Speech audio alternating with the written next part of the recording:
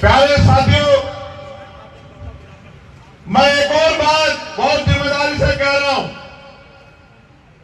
जिनके लिए कहा रामेश्वर पवन जी ने कि उन्होंने कहा बाबा साहब को संस्कृत नहीं आता,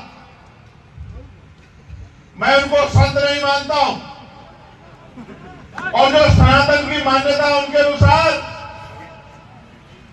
कोई दिव्यांग व्यक्ति जगत गुरु हो ही नहीं सकता। ये सनातन की मान्यता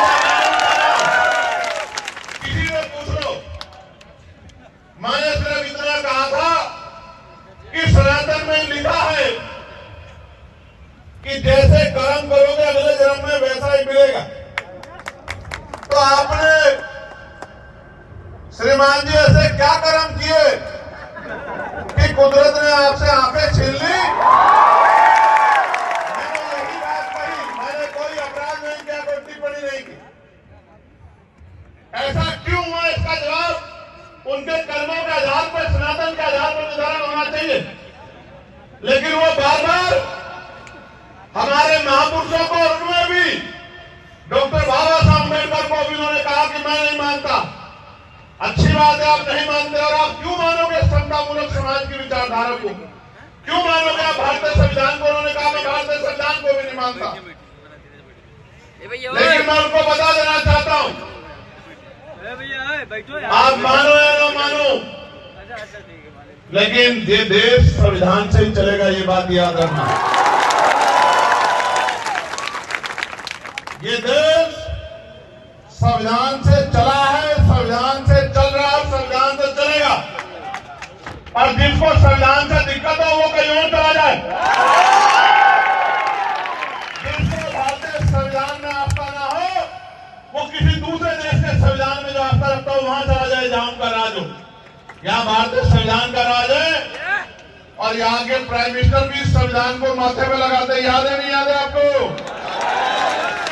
अगर कोई संविधान के विरोध में जाके अनर्गल टिप्पणी करेगा, संविधान सम्मत कार्रवाई करा के उसको जेल में भिजवाने का काम भी आजाद समाज पार्टी की मार्ग में लोग कर रहे हैं। प्यारे साथियों, ये जो कार्यक्रम है प्रबुद्धजन सम्मेलन, ये बड़ा महत्वपूर्ण कार्यक्रम है और मैं अयोध्या के मंडल की पूरी टीम को बहुत धन्यवाद दूंगा। जिस तरह का अनुशासन उन्होंने आज बनाया है, उन्होंने एक जोरदार तमाचा उन लोगों को मारा है जो लोग आजाद समाज पार्टी को क्षेत्रीय पार्टी या पश्चिम का एक मजबूत दल कहते हैं। ये जो शानदार अनुशासन आपने बनाया है, इस अनुशासन ने मेरे दिल में आपके सम्मान को और कई गुना बढ़ा दिया। हालांकि ये दल क्षेत्रीय है, ये आने वाले समय में राष्ट्रीय दल बनेगा, इसका फैसला तो मैं अपने सम्मानित नेताओं के ऊपर छोड़ता हूं, उनकी मेहनत के ऊपर छोड़ता हूं।